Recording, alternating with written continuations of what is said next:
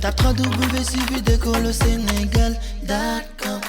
À école au Sénégal, c'est facile, tu n'as qu'à te connecter. Tape école au Sénégal, les leçons sont beaucoup. Maintenant, 16 élèves.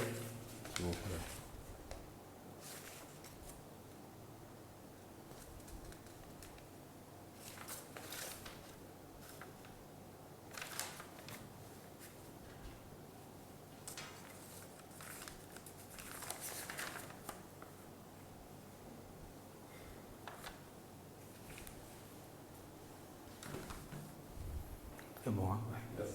C'est bon, hein? Maintenant, chers élèves, je vais présenter un exercice 1 où on va procéder à la détermination de la formule brute d'une amine. Ici, je vais vous lire l'exercice. On considère une amine primaire.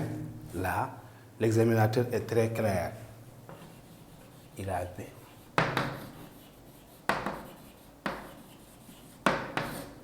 On considère une amine primaire à chaîne carbone saturée, possédant N atomes de carbone. D'accord. Ici, les amines secondaires et les amines tertiaires sont exclus. À chaîne carbonée saturée, l'amine est aliphatique. Ça veut dire quoi? L'amine n'est pas aromatique. Dans sa molécule, on ne rencontre pas un noyau benzénique. Je reprends. On considère une amine primaire à chaîne carbonée saturée possédant N atomes de carbone. La chaîne carbonée est saturée, ça veut dire qu'il n'y a pas de noyau benzénique. Les radicaux sont aliphatiques de la forme CnH2n plus 1. Ici, l'amine est primaire, les amines secondaires et les amines tertiaires sont exclus. Exprimer en fonction de N le pourcentage en masse d'azote qu'elle contient. Petit 1. Donc ici, amine primaire, l'amine est de la forme, c'est une amine aliphatique de la forme CnH2n plus 1, NH2. L'amine est primaire, on fait apparaître le groupe NH2. Expression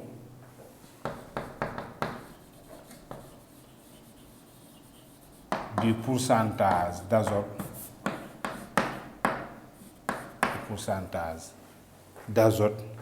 en fonction de N.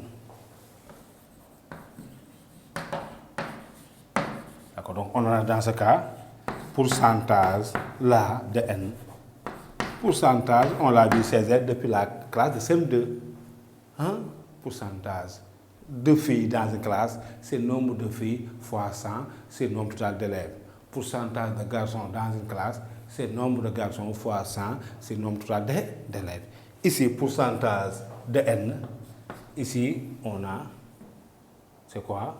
Ici, dans cette molécule, N correspond à 14. C'est 14 fois 100 sur la masse molaire totale, c'est combien? 14N plus 17.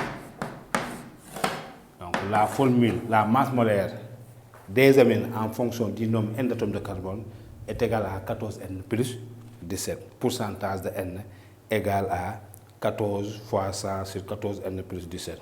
D'accord. Petit 2, une masse M égale 15 grammes d'une telle amine contient 2,9 grammes d'azote. Donc masse amine donnée égale 15 grammes. Masse de l'azote dans cette amine égale 2,9 grammes. Donc là, chers élèves, on peut déterminer, on demande de déterminer la formule brute de l'amine en question. Formule brute. Formule brute de l'amine. Donc suivez, j'ai exprimé le pourcentage d'azote en fonction de N.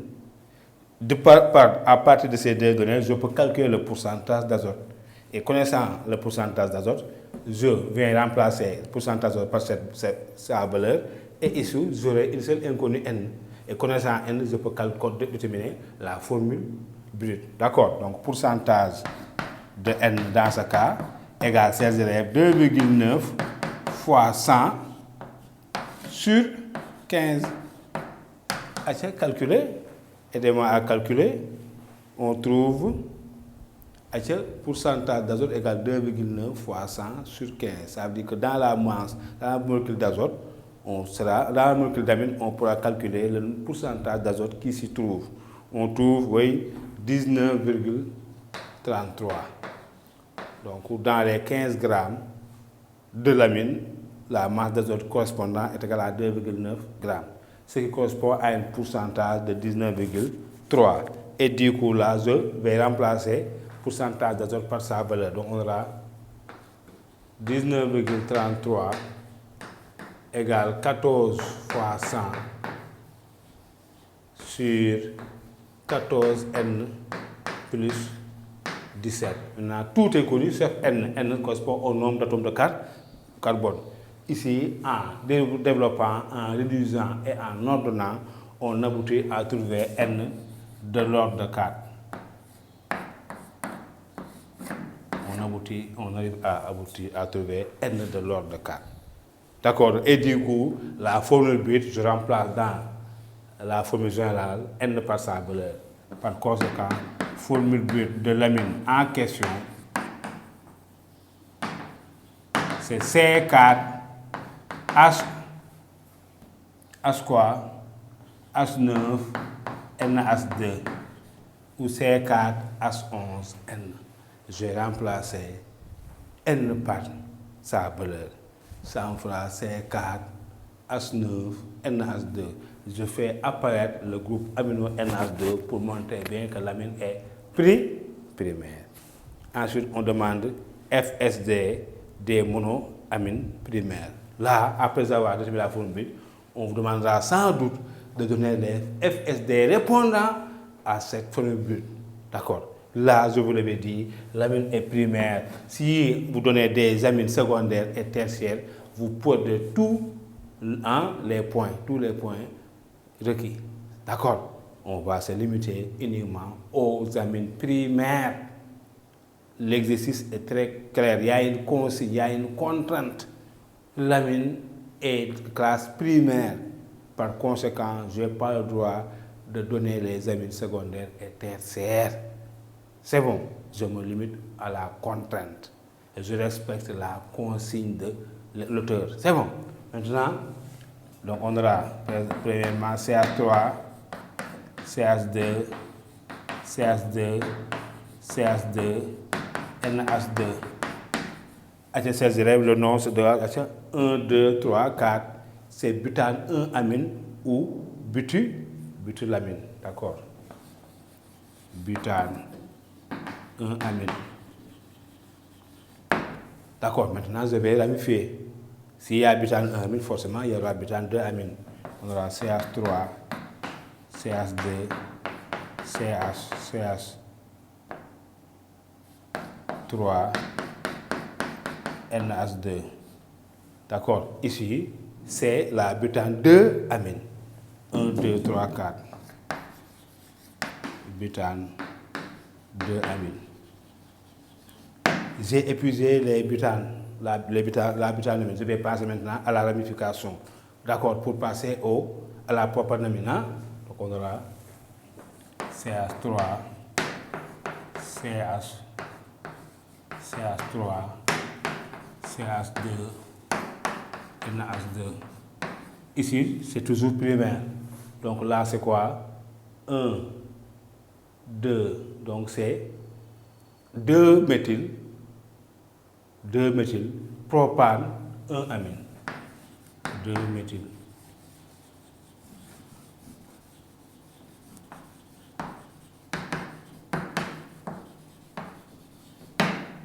Propane, 1 amine.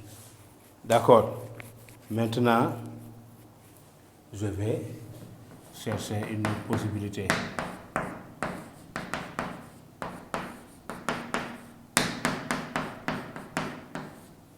D'accord. Là, je peux avoir 1, 2, 3. Là, on peut l'appeler, ça c'est le groupement, ces élèves, tertiobutyle. On peut l'appeler tertiobutylamine. Tertiobutylamine. D'accord. Tertiobutylamine. Ou bien 2 méthylpropane, 2 amine. 2 méthyl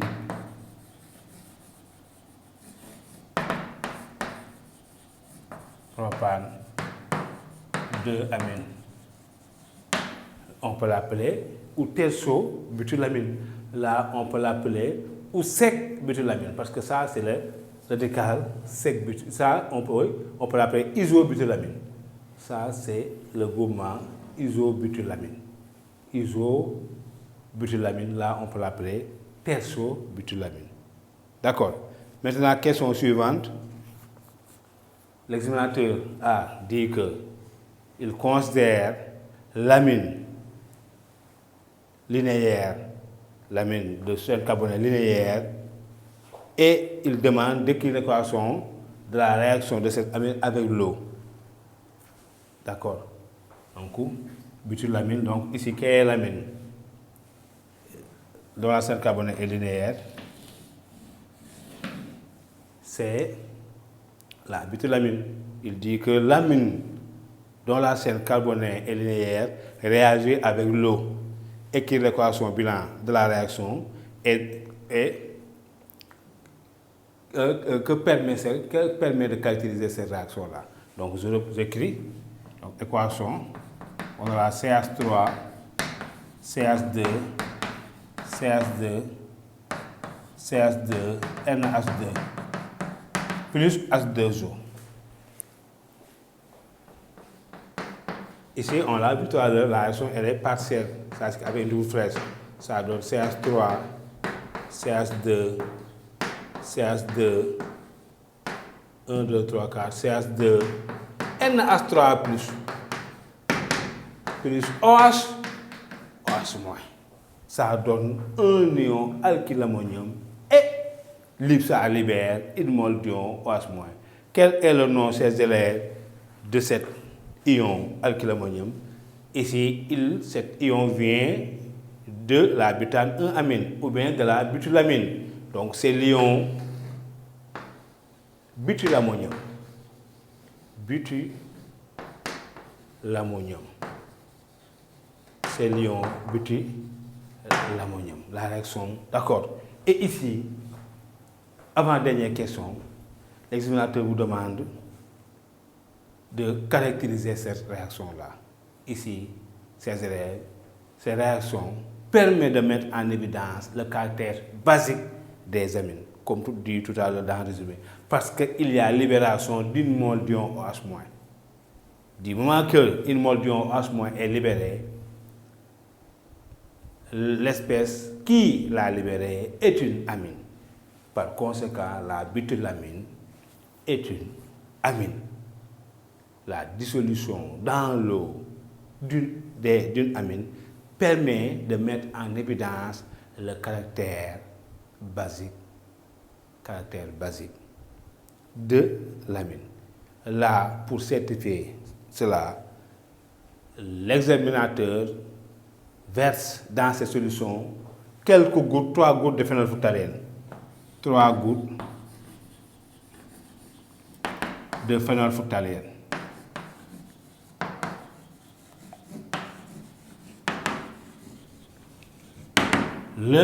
La solution est incolore.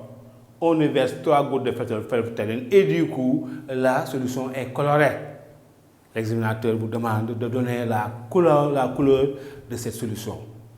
Ici, il faut savoir qu'en milieu acide, la phénylphtalène est incolore.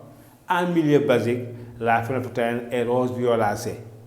Par conséquent, quelle sera la coloration de la solution obtenue? Elle sera très bien rose violacée. Phénylphtalène plus acide, solution incolore. Phénylphtalène plus base, solution rouge violacée. Ici, on a une base. Donc, si on y verse 3 gouttes de phénylphtalène, la solution se colore en rose violacée.